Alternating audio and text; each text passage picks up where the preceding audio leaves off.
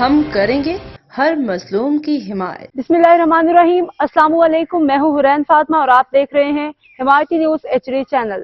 نظر ڈالتے ہیں آج کی اہم خبروں پر۔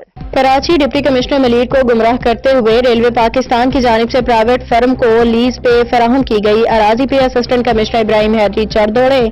پاکستان ریلوے کی جانب سے پرائیویٹ فرم کو لیز پہ دی گئی اراضی پہ پہنچ کے سرکاری مشینری کے ذریعے کروڑوں کا نقصان کر ڈالا، کوئی پوچھنے والا نہیں۔ موقع 18/9/24 کو پاکستان ریلوے نے باقاعدہ طور پر مذکورہ اراضی کو لیز پہ دینے کے حوالے سے اشتہار دیا۔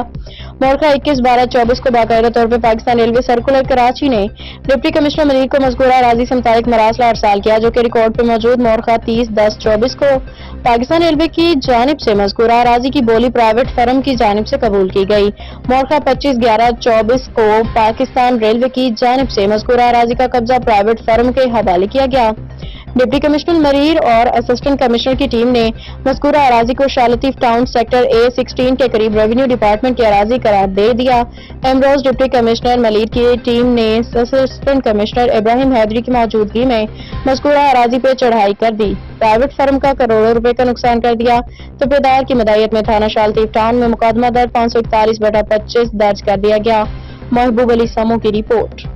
اب تک کے لیے اتنا ہی۔ مزید خبروں اور اپڈیٹ سے باخبر رہنے کے لیے دیکھتے رہیں حمایتی نیوز HD چینل۔